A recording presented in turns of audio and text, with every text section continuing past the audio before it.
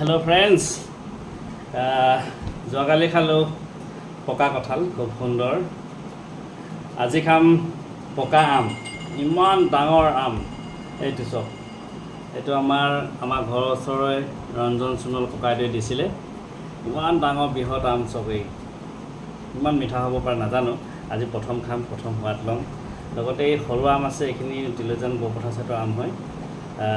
গতিকে কথা হ'ল কি, আচলতে কৈছে যে শস্য টুটিব মৎস্য টুটিব, টুটিবৰ বিৰিখৰ গছ, ভাল ভাল মানুহৰ কথা লৰিব, লৰিব ধৰ্ম ক্ষতি। কোনোবাই এনেকুৱা বাক্যবিলাক লিখি থৈ গৈছিল। সঁচাকৈ শস্যটো টুটি গৈছে। আজিকালি প্ৰায় আম কঁঠাল জাম কিছুমান কমি গৈছে। কমি গ'লেও এচাম ব্যক্তি, এচাম সন্মানীয় ব্যক্তিয়ে কিছুমান কাম কৰি গৈছে আৰু লগাই গৈছে।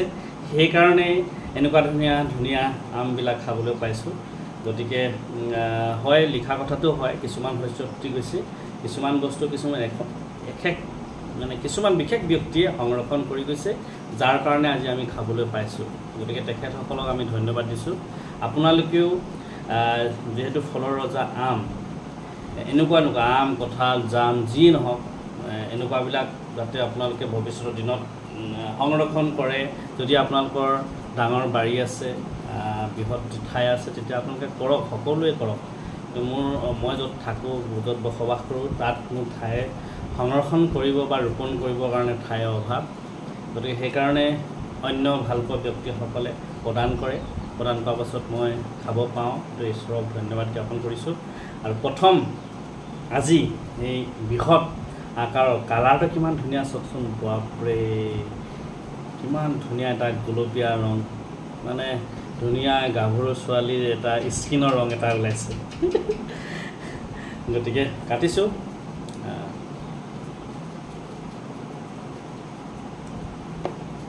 কালাৰ চব কিমান খুব মিঠা হ'ব কৈছে, দেউতাও কৈছে। ইয়াৰ এইটো বাহিৰত এটা কালাৰ ৰং আছিলে, কাটাৰ পিছত এটা হালধীয়া য়েল্লোৰ, একদম হালধীয়া, হালধি নিচিনা চেম।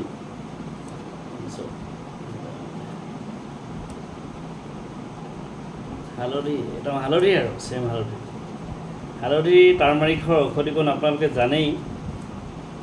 গতিকে তাৰ এটা কালাৰ ইয়াত বৰণ ধৰিছে, তেতিয়া আমটোত নিশ্চয় সৰ্বাংগ সুন্দৰ, ভাল হ'ব, ভাল লগা হ'ব। গতিকে আপোনালোকে খাওক, বিচাৰক, ঘৰত ৰোপণ কৰক। এইবিলাক পৃথিৱীত উপভোগ কৰিবৰ কাৰণে আপোনালোকে আহিছে, আমিবোৰ আহিছোঁ। গতিকে সোৱাদ ল'ব লাগে, সেইটোৱে মই ভাবোঁ। গতিকে ইয়াৰ সোৱাদৰ উৎস আপোনালোকৰ বিভিন্ন ধৰণৰ হ'ব পাৰে। গতিকে এইটো প্ৰথম কাটিছোঁ, কটাৰ পাছত ক'লা নিমখ অকণমান দিয়াত কিন্তু আকৌ ভাল লাগিলেহেঁতেন, কিন্তু নালাগে। প্ৰথমে টেষ্ট কৰোঁ কিমান ভাল লাগিব পাৰে।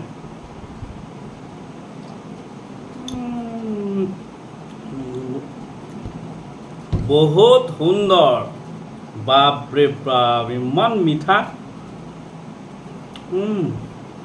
চেনি ভাল, চেনি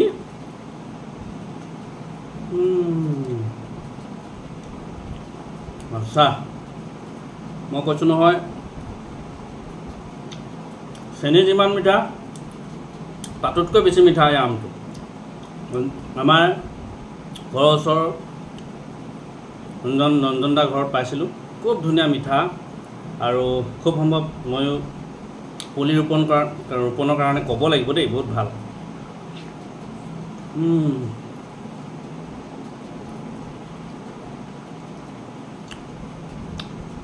এই বাপৰে, ইমান মিঠা, প্ৰথম খাইছোঁ ইমান সোৱাদ। আপোনালোকে, মই যদি মিছা কৈছোঁ, টেষ্টি ল'ব পাৰে। এটা থৈ দিছোঁ, এটাতো খাব নোৱাৰোৱেই, এটাহে খাইছোঁ। বাপৰে বাপ, বহুত মিঠা দেই।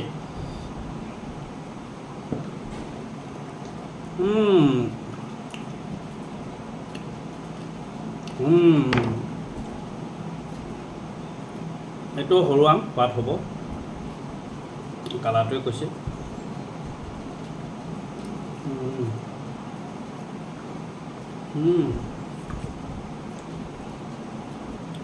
বহুত সুন্দৰ দেই। খবৰ কৰিব। বাপৰে ইমান সুন্দৰ আম এইটো এতিয়া জীয়াই থাকোঁতে যদি আকৌ খাব পাওঁ মৰা আগমুহূৰ্তত সঁচাকৈ কেইবছৰ লাগে নাজানো, খুব সোনকালে লাগিব নহ'লে পুলিটো কিন্তু সংৰক্ষণ কৰিব লাগিব বস্তুটো।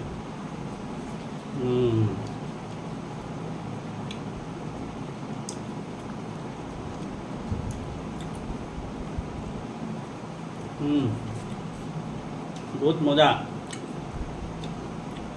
জামুক আনিছোঁ, জামুক।